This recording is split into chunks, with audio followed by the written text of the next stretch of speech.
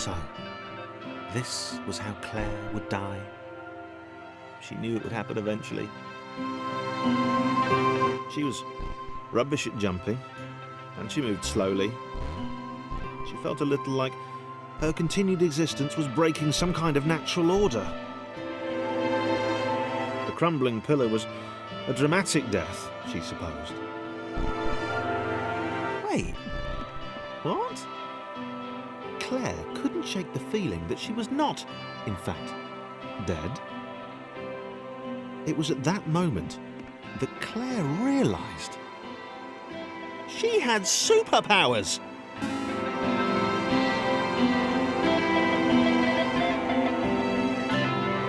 She'd need a cape. There was no getting around that. You couldn't be a superhero without a cape. Claire didn't want confusion.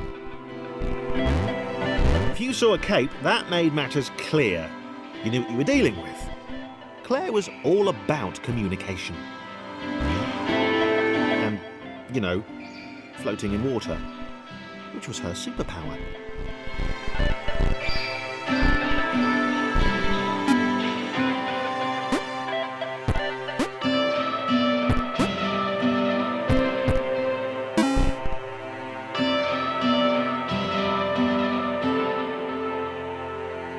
Right, fear not, my skinny friends, for I am Claire, and I will save you. Claire needed to come up with a superhero name as soon as possible. Claire was rubbish.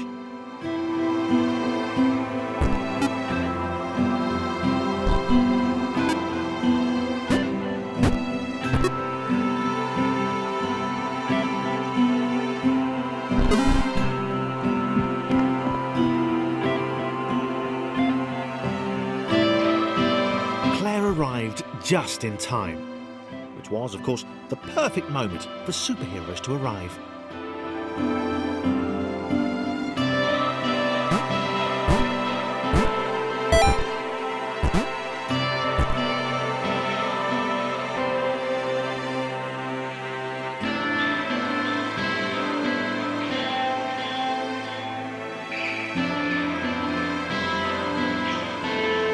As the water began to rise, Claire vowed to save this little rectangle in as many restarts as it took.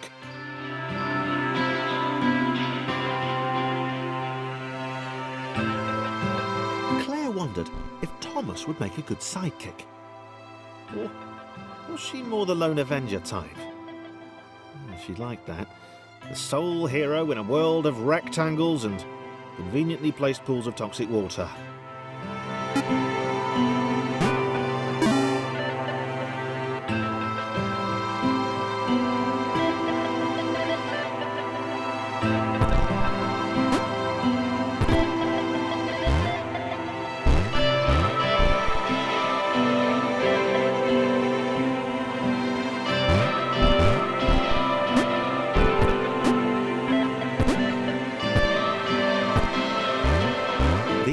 Told Claire that staircases were a bit of a fixture here.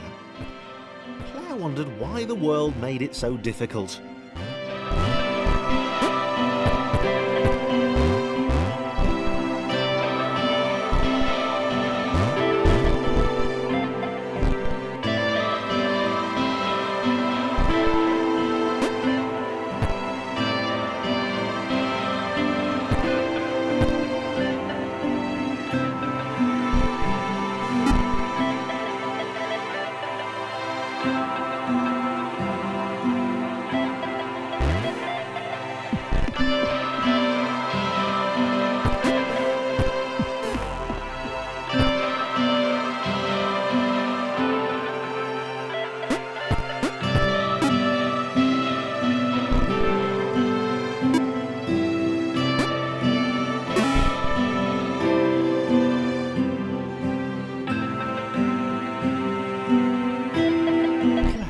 Probably needed a nemesis, a villain who would show their true colours at the worst possible moment, hurting all she held dear. Chris was the most obvious choice. He seemed stroppy enough, and his jump was so pathetic that it conveniently avoided Claire's insecurities. Yes, Chris Diabolical Chris, the fiendish Christopher.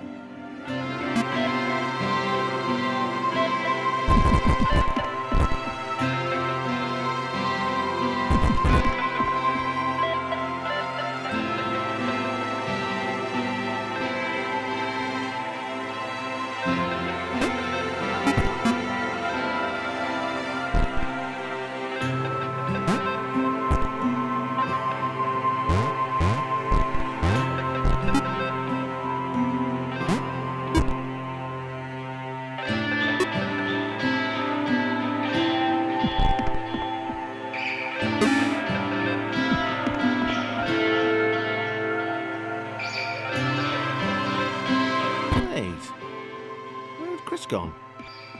Was he off somewhere, plotting Claire's downfall? If Claire was honest, and she had to be because she was a superhero, this was a troubling turn of events. Still, there were reasonably sized bodies of water to cross.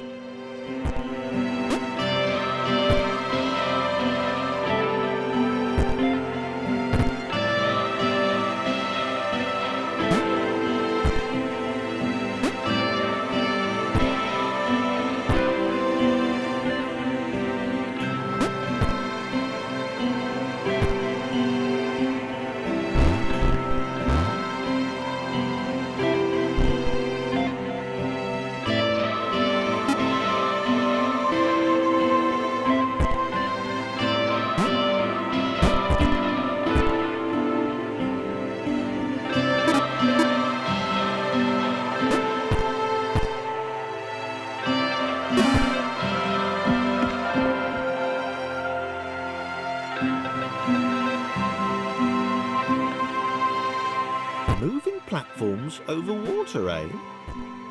Claire's newly heightened senses told her that there were multiple paths across with various possible configurations of the little posse.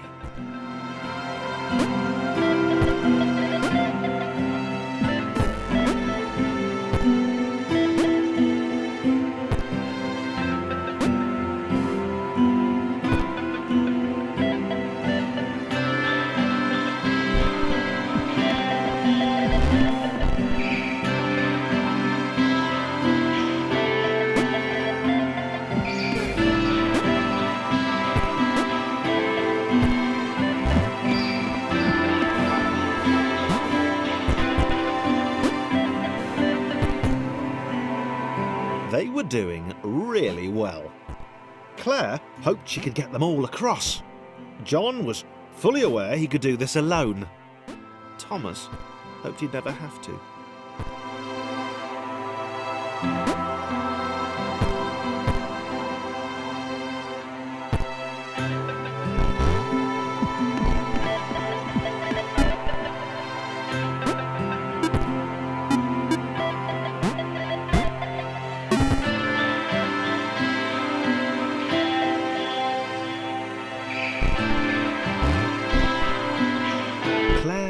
Was alone, which was odd, because she wasn't meant to be alone. She needed to be where there were rectangles to save. Being the only superhero in a given space kind of defeats the object. Spikes? That was new. Claire avoided them. She decided they were most likely her kryptonite. Not the rubbish red kryptonite either, the proper radioactive green stuff.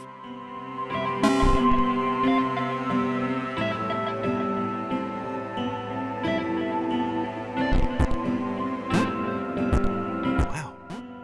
Deja vu. The world was repeating.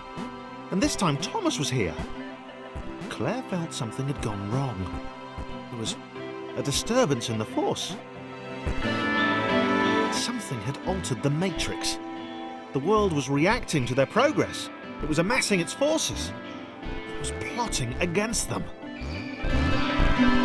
Claire finally had a nemesis.